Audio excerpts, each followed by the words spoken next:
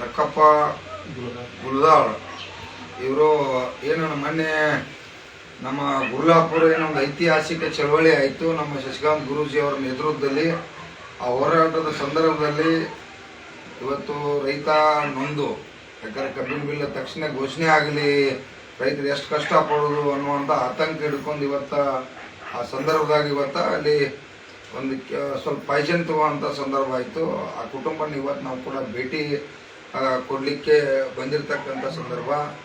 ಅವರು ಕೂಡ ಈಗ ಕೇಲಿ ಒಳಗೆ ಒಂದು ತಿಂಗಳ 15 ದಿವಸ ಹಾಸ್ಪಿಟಲಲ್ಲಿ ಅದೆಲ್ಲ ಬೆಡ್ ರೆಸ್ಟ್ ಮಾಡಿ ಮತ್ತೆ ಇವತ್ತು ಮರಳಿಗೆ ಮನೆಗೆ ಬಂದರು. ಎಲ್ಲ ಸ್ವಲ್ಪ ಆರಾಮಾಗೈತಿ, ಆದರೂ ಇನ್ನೊಂದು ಸ್ವಲ್ಪ ಹೊಟ್ಟೆಯಲ್ಲಿ ಪ್ರಾಬ್ಲಮ್ ಸ್ವಲ್ಪ ಮಟ್ಟಿಗೆ ಐತೆ. ಹಂಗೆಲ್ಲ ಈಗ ಹುಷಾರಾಗಿದ್ದಾರೆ, ಏನು ತೊಂದರೆ ಇಲ್ಲ. ಆದರೂ ನನ್ನ ರೈತ ಬಂಧುಗಳಲ್ಲಿ ದಯವಿಟ್ಟು ನೋಡಿರಿ, ಇವತ್ತು ಪಾಪ ಜೀವಂತವಾಗಿ ಏನೋ ರೈತರ ಆಶೀರ್ವಾದ ಎಲ್ಲರದ್ದು ಆಶೀರ್ವಾದ ಇತ್ತು, ಇವತ್ತು ಜೀವಂತವಾಗಿ ಇವತ್ತು ಉಳಿದಾರೆ. ನಮಗೆ ಇದೊಂದು ಸಂತೋಷ. ಏನಾರು ಆಗಿತ್ತಪ್ಪ ಅಂದ್ರೆ ನಾಳೆ ಆ ಕುಟುಂಬದ ಗತಿ ಏನಾಗ್ತೈತಿ. ಅದಕ್ಕಾಗಿ ದಯವಿಟ್ಟು ನಾಡಿನಲ್ಲಿ ಇರ್ತಕ್ಕಂಥ ನನ್ನ ಎಲ್ಲ ರೈತ ಬಂಧುಗಳಲ್ಲಿ ತಾವ್ಯಾರೋ ಇಂಥ ಈ ಪೈಜನ್ ತಗೋತಕ್ಕಂಥ ಕೆಲಸಕ್ಕೆ ದಯವಿಟ್ಟು ಯಾರೋ ನಾಡಿನ ನನ್ನ ರೈತ ಬಂಧುಗಳು ಯಾವುದೇ ಹೋರಾಟ ಇರಲಿ, ಆ ಸಂದರ್ಭದಾಗ ಇಂಥ ಕೆಲಸಕ್ಕೆ ತಾವು ಯಾರು ಕೂಡ ಹೋಗಬಾರ್ದು. ಯಾಕಪ್ಪ ಅಂತಂದ್ರೆ ಅದರಿಂದ ಸಾಧನೆ ಆಗೋದಿಲ್ಲ.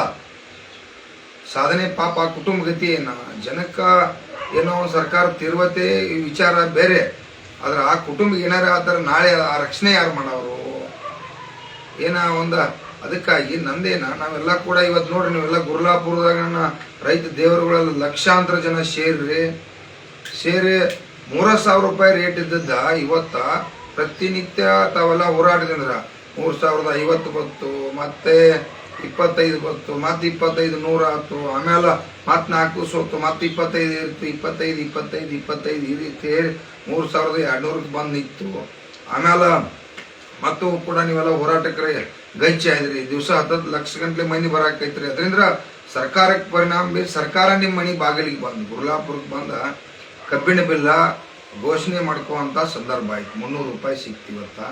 ಅದು ಕುಟುಂಬಕ್ಕೆ, ಪ್ರತಿಯೊಂದು ಕುಟುಂಬಕ್ಕೆ ಇವತ್ತು ಒಂದು 100 ಟನ್ ಬೆಳಿತಕ್ಕಂಥವ್ರು 30,000, 1,000 ಟನ್ ಬೆಳಿತಕ್ಕಂಥವ್ರು 3 ಲಕ್ಷ. ಇದು ಬೆಳಗಾವಿಗೆ ಅಷ್ಟೇ ಅಲ್ಲ, ಬೆಳಗಾವಿ, ಬಾಗಲಕೋಟೆ, ಬಿಜಾಪುರ, ಗುಲ್ಬರ್ಗ, ಯಾದಗಿರಿ, ಇವತ್ತು ಕಾರವಾರ, ಎಲ್ಲ ಜಿಲ್ಲೆಗಳಿಗೂ ಕೂಡ, ಧಾರವಾಡ ಎಲ್ಲ ಭಾಗಕ್ಕೂ ಕೂಡ ಅನುಕೂಲ ಆಯಿತು. ಈ ಅನುಕೂಲನ ಯಾವಾಗಲೂ ಜನಾಂದೋಲನದಿಂದ ಮಾಡ್ಕೋತಕ್ಕಂಥದ್ದು ಆಗಬೇಕು. ಜನಶಕ್ತಿ ಮುಂದೆ ಜಗತ್ತಿನಾಗ ಯಾರೂ ದೊಡ್ಡವರಲ್ಲ. ಜನ ಇವತ್ತು ಗುರ್ಲಾಪುರದಾಗ ತೀರ್ಮಾನ ಮಾಡಿರಿ ಸರ್ಕಾರ ನಿಮ್ಮ ಮನೆ ಬಾಗಿಲಿಗೆ ಇವತ್ತ. ಅದಕ್ಕಾಗಿ ಏನು ಇವತ್ತ ಇಲ್ಲಿ ನಮ್ಮ ರೈತ ಆ ಸಂದರ್ಭಕ್ಕೆ ಮಾಡ್ಕೋಬಾರ್ದಾಗಿತ್ತು, ಮಾಡ್ಕೊಂಡಾರ. ಆದರೂ ಕೂಡ ಇನ್ನು ಮುಂದಿನ ದಿನಮಾನದಾಗ ಎಲ್ಲೂ ಕೂಡ ರೈತರ ಆತ್ಮಹತ್ಯೆ ಮಾಡ್ಕೋ ಅವಶ್ಯಕತೆ ಇಲ್ಲ. ನಾವೆಲ್ಲರೂ ಒಕ್ಕೊಟ್ಟಾಗಿ, ಯಾಕಂದ್ರೆ ನಾವು ಆತ್ಮಹತ್ಯೆ ಯಾಕೆ ಮಾಡ್ಕೊಂಡು, ನಾವು ಜೀವಂತ ಇರೋದಕ್ಕಾಗಿ ಹೋರಾಟ ಮಾಡತ್ತು, ಲಾಭ ಆಗೋಕ್ಕಾಗಿ ಹೋರಾಟ ಮಾಡತ್ತು. ಏನಾದ್ರು ನಮ್ಮ ಬದುಕಿ ಚಲೋ ಆಗಲಿ ಅಂತೇಳಿ. ಮತ್ತು ನಮ್ಮ ಪ್ರಾಣ ಕಳ್ಕೊಂಡ ಮೇಲೆ ಸರ್ಕಾರ ಘೋಷಣೆ ಮಾಡಿ, ಹಣ ಘೋಷಣೆ ಮಾಡಿ ಮತ್ತೊಂದು ಲಾಭ ಆಗಿ ಉಪಯೋಗ ಇಲ್ಲ. ಎಲ್ಲರೂ ಕೂಡ ಹೋರಾಟ ಮಾಡಿ ಜಯಿಸನು.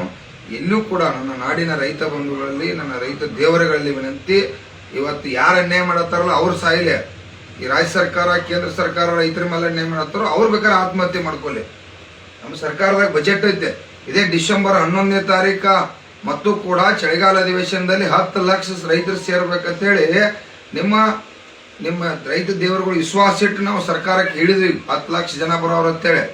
ಅಲ್ಲಿ ಕರೆಂಟನ್ನು ಇವತ್ತು 7 ತಾಸು ಇದ್ದಿದ್ದು ಕರೆಂಟ್ ಅದನ್ನ 12 ತಾಸು ಮಾಡ್ಕೋಬೇಕಾಗಿತ್ತು.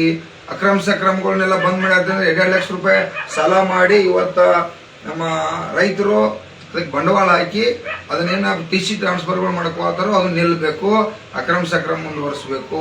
ಈ ಜಿಲ್ಲೆಯಲ್ಲಿ, ರಾಜ್ಯದಲ್ಲಿ ಎಲ್ಲ ನೀರಾವರಿ ಯೋಜನೆಗಳನ್ನು ತಕ್ಷಣ ಜಾರಿಗೊಳಿಸಬೇಕು.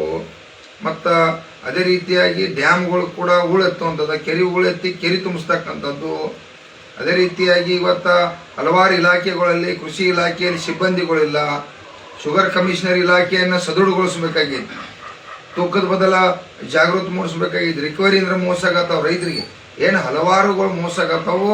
ಮತ್ತು ಒಂದು ಟನ್ ಕಬ್ಬಿಗೆ ಗೌರ್ಮೆಂಟ್ಗೇನ 4-5 ಸಾವಿರ ರೂಪಾಯಿ ಟ್ಯಾಕ್ಸ್ ಹೋಗ್ತೈತಿ, ಅದರೊಳಗಿನ 1,000 ರೂಪಾಯಿ ಕೊಡಬೇಕು, ಕೇಂದ್ರ ಸರ್ಕಾರಕ್ಕೆ ಕೂಡ ಕೊಡಬೇಕು.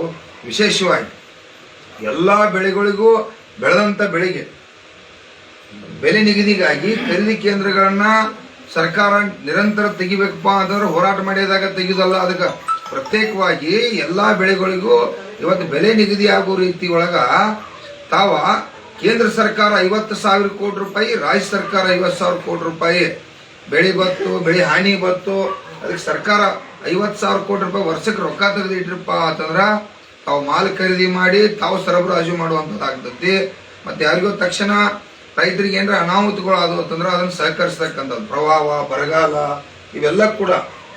ಅದಕ್ಕಾಗಿ ಅಲ್ಲೂ ಕೂಡ 50,000 ಕೋಟಿ ರೂಪಾಯಿ ಸರ್ಕಾರ ಪ್ಯಾಕೇಜ್ ಅನ್ನು ಇಡಬೇಕು. ರಾಜ್ಯ ಸರ್ಕಾರ, ಕೇಂದ್ರ ಸರ್ಕಾರ ಶುದ್ಧ 1,00,000 ಕೋಟಿ ರೂಪಾಯಿ ಇಟ್ರ ಈ ರಾಜ್ಯದ ರೈತರಿಗೆ ನಿರಂತರ ರಕ್ಷಣೆ ಆಗ್ಲಿಕ್ಕೆ ಅದೊಂದು ಪ್ಯಾಕೇಜ್ ಆಗ್ತೈತಿ. ಹೆಂಗ 5 ಗ್ಯಾರಂಟಿ ಮಾಡ್ರಿ, ಇದೊಂದು 6ನೇ ಗ್ಯಾರಂಟಿ ಶಾಶ್ವತ ಆಗಿ ಇದು ಕ್ಯಾಬಿನೆಟ್ನದಾಗಿದೆ, ಒಮ್ಮೆ ಅಲ್ಲ. ಇದು ವರ್ಷ ಬೇಕಾದ್ರೆ 5,000 ಕೋಟಿ ರೂಪಾಯಿ ಹೆಚ್ಚಿಗೆ ಇಟ್ಕೊತ ಹೋಗೋದು. ಅದಕ್ಕೆ ಆ ರೀತಿ ಸರ್ಕಾರ ಇವತ್ತು ತೀರ್ಮಾನಗಳನ್ನ ಡಿಸೆಂಬರ್ 11ನೇ ತಾರೀಕು ನಾವೆಲ್ಲ ತಗೋಬೇಕಾಗೈತಿ. ತಾವ್ಯಾರು ರೈತ ಬಂಧುಗಳು ಮನ್ಯಾಗ ಕೂಡಬೇಡ್ರಿ. ತಮ್ಮ ಕೆಲಸ ವಗಾರಿ ಇರುವ ಅವತ್ತ ಡಿಸೆಂಬರ್ 11 ಆಗಲಿ 12 ಆಗಲಿ 2 ದಿನ ಆಗುವತ್ತ ಕೂತ ನಮ್ಮ ಸಮಸ್ಯೆಯನ್ನು ಬಗೆಹರಿಸ್ಕೋಬೇಕಾಗೈತಿ. ಅದಕ್ಕೆ ಲಕ್ಷ ಸಂಖ್ಯೆಯಲ್ಲಿ ತಾವೆಲ್ಲ ನನ್ನ ರೈತ ದೇವರುಗಳು ಬಂದಿರಪ್ಪ ಅಂತಂದ್ರ ಹಲವಾರು ಜನ ಇವತ್ತು ದ್ರಾಕ್ಷಿ ನೋಡ್ರಿ, ಬಿಜಾಪುರ ಈ ಭಾಗದಾಗ ದ್ರಾಕ್ಷಿ ಬೆಳೆಯತಾರ. ಪಾಪ ದ್ರಾಕ್ಷಿ ಬೆಳೆಗಾರಿಗೆ ಇವತ್ತು ಒಣ ದ್ರಾಕ್ಷಿಗೆ ಕೆಜಿಗೆ 500 ರೂಪಾಯಿ ಆದ್ರೂ ಹಾಕ್ಬೇಕು. ಅದಕ್ಕೆ ಶ್ರಮ ಭಾಳ ಐತಿ, ಬಂಡವಾಳ ಭಾಳ ಐತಿ. ಯಾಕಂದ್ರೆ ಒಂದು ದ್ರಾಕ್ಷಿ ಲಾಟ್ ರೆಡಿ ಮಾಡ್ಬೇಕಾದ್ರೆ 20 ಲಕ್ಷ ಗಂಟ್ಲೆ ಖರ್ಚು ಐತಿ. ಅದಕ್ಕೆ ಅವ್ರು ಖರ್ಚು ಮಾಡಿ ಅವ್ರಿಗೆ ಲಾಸ್ ಆತಪ್ಪ ಅಂದ್ರೆ ಆ ಕುಟುಂಬ ಬೀದಿಗೆ ಬರ್ತಾವೆ. ದ್ರಾಕ್ಷಿ ಇರಲಿ, ಭತ್ತ, ರಾಗಿ ಏನೇನು ಇವತ್ತು ಬೆಳೆದಂಥ ಬೆಳೆ ಎಲ್ಲ ಕೂಡ ಆಗ್ಬೇಕಾಗಿತ್ತು. APMC ಕಾಯ್ದೆ ಕೂಡ ವಾಪಸ್ ಆಗ್ಬೇಕಾಗಿತ್ತು. ಹೀಗೆ ರೈತ ವಿರೋಧಿ ಭೂ ಸುಧಾರಣೆ ಕಾಯ್ದೆಯನ್ನು ವಾಪಸ್